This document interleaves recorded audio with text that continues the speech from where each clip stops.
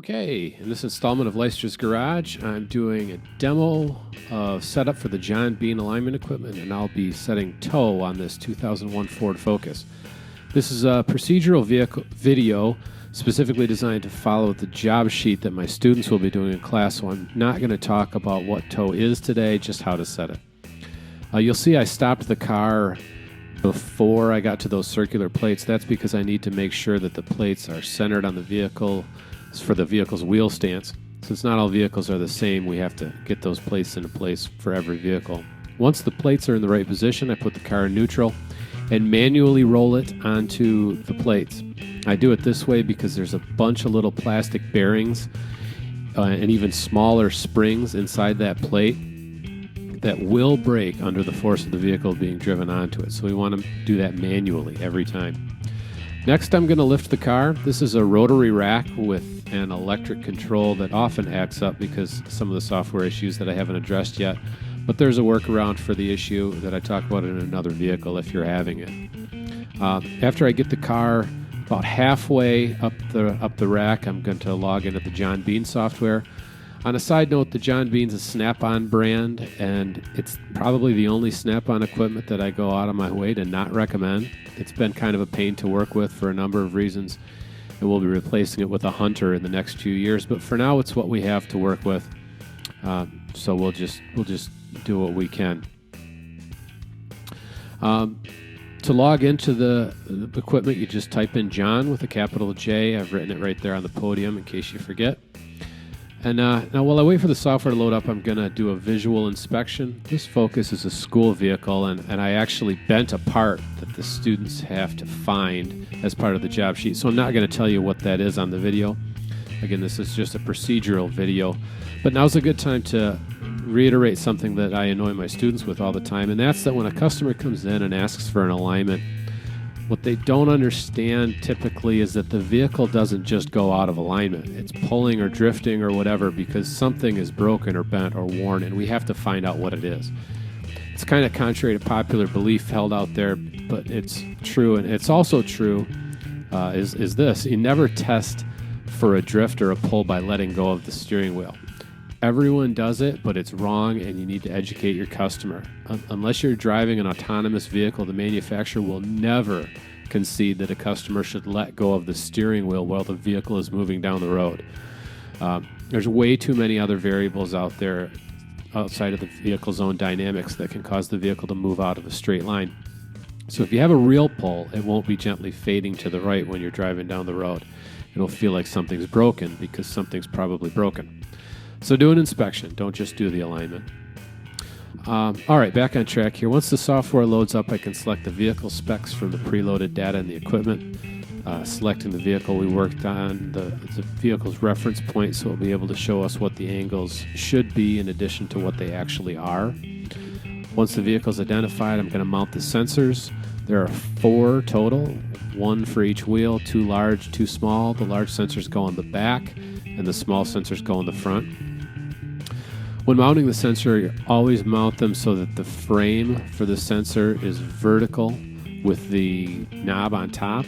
If you find yourself tightening the knob that's facing down, then you have the sensor on the wrong side of the vehicle. So these sensors, once mounted, are image mechanisms that the camera looks at to determine the angles. That big contraption with blinking lights in the front of the vehicle about 7 feet in the air is the John Bean camera.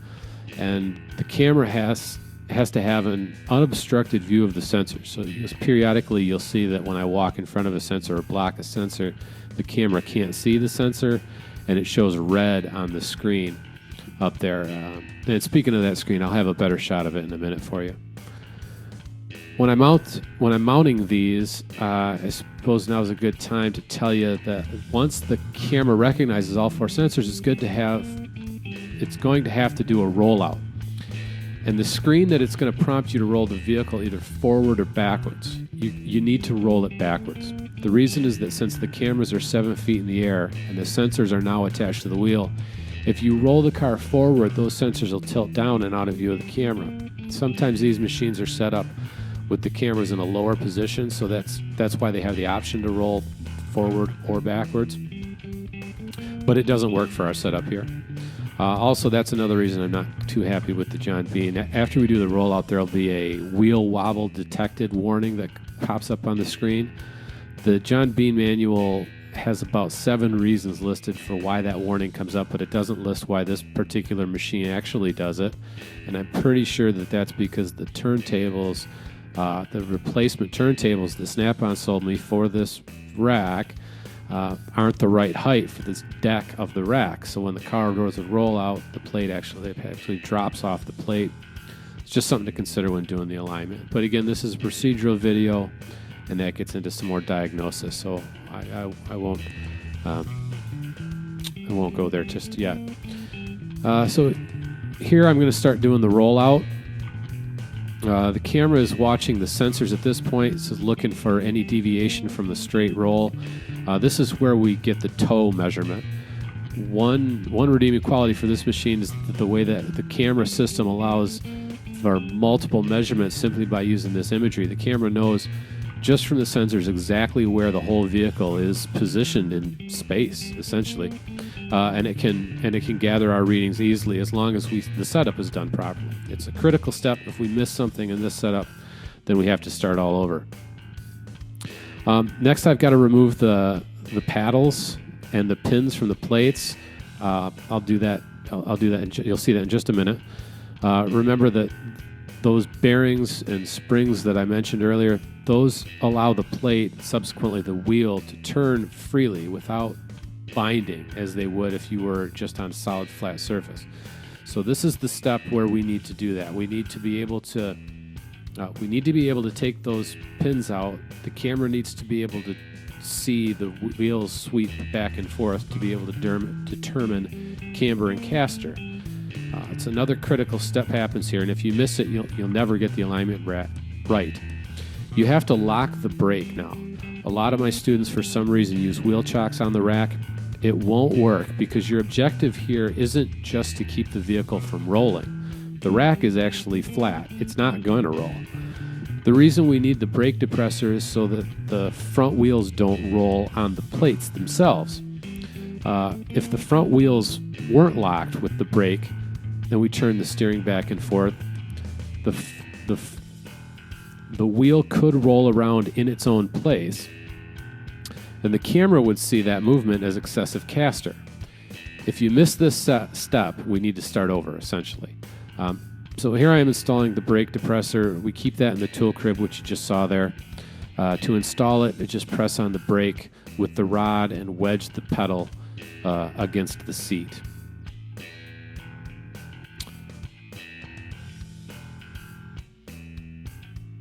All right. There we go. Now I'm ready to do the steering sweep. I want you to do this the way that I'm going to do it right here, by standing next to the left front wheel and turning it by hand. Remember, the vehicle's in neutral right now, so the steering wheel is free to turn.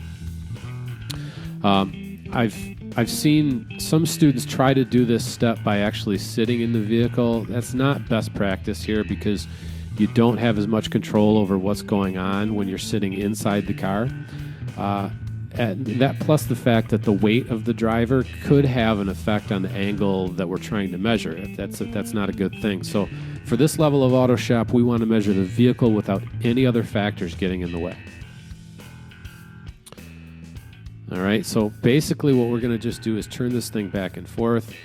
It's kind of like playing a little video game here. If you stand on the left side and left front, you can see the screen. That's what I'm looking at right up there in the corner. It makes it a lot easier to get this thing measured properly. I'm going to get that wheel wobble detection warning. I want you to make sure that you select no when you get that. Know that you don't want to remeasure it because you'll just get that detection warning again. Remember I said that was because those plates are off. It's a kind of a maddening loop that some of the students get into. So make sure you select that you don't want to remeasure when you get that warning. And that's the warning right there. If you hit OK, which a lot of people do, it'll ask you to just do the measurement again, and you'll just get this warning again. So once we set up properly, the screen should look like this, but we're not set up just yet. That other thing that I took out of the tool crib was the steering wheel lock. That has to go on now. I'll center the steering wheel, lock it in place, and then we can begin our adjustments. Remember from our in-class lesson that the toe won't cause a pull. It just causes a crooked steering wheel. So if toe is out, we have to set the steering wheel first before we can bring toe in to meet it. Next, I'm going to loosen the jam nut and the tie rod. This car has a pretty simple common setup where the inner tie rod is attached to a ball socket inside the steering rack. That allows the rod to turn indefinitely. And it's threaded, so as it turns, it's actually going to push or pull the outer tie rod. It's threaded into the outer tie rod. And that's how the adjustment's made. Again, this is a school vehicle. It spends most of its life inside, so it's pretty easy to loosen up that jam nut right there, and I can just spin it off by hand. But now's a good time to mention that another common mistake I see students do when working on live vehicles or real vehicles that are out there driven daily is that they get to this step, then they try to get that jam nut loose. It's a big mistake. You can't do it while you're hunched over under the car like I am here. It's rusted in place. You need to get the torch out. You need to get the wheel off. You need to do all that stuff first before you can try to do it.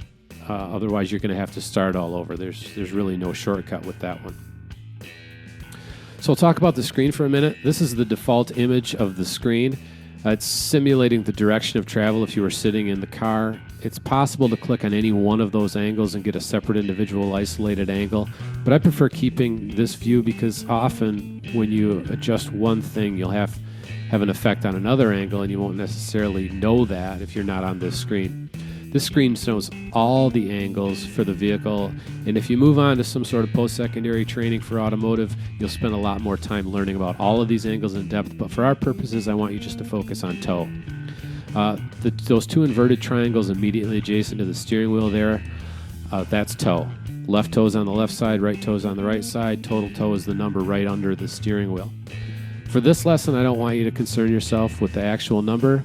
I just want you to get the triangles completely green. That's what your grade is at the end of this job sheet. When the toe angles are green, get me to sign your job sheet. Okay? So that's what it should look like. Up in the upper left corner there, you see a little bit of red. It says 0.1. That's caster. That's part of one of the things that I bent on purpose, and that's for a later lesson. But toe is good. It's all green, and that is the lesson. If you notice, I took about, all that time it took us to get this whole thing set up, but really the adjustments only took me about 30 seconds to actually make. If you set up properly, that's the whole job. I mean, really it is. The adjustment is the easy part, but you have to get that set up in place and done properly. If you do anything wrong, you kind of have to start all over again. So after the toe is set, you have my signature on the job sheet. I want you to pack everything back up and get ready for the next group. Remember to pull all the tools away, including the brake pedal depressor, the steering wheel lock. Those are often overlooked and left in the vehicle. As I'm thinking of it right now, I don't have a video of this, but to repin those plates, you need to lift the vehicle off the rack before you put those pins and the flappy paddle back on. I have a lot of students who are in such a hurry to get done that they just drive off with the plates still unpinned. It destroys those little springs, and if I see you doing it, I'm going to knock your grade for it. But other than that, that's our alignment. That's our toe settings for the 2001 Ford Focus, and there we go.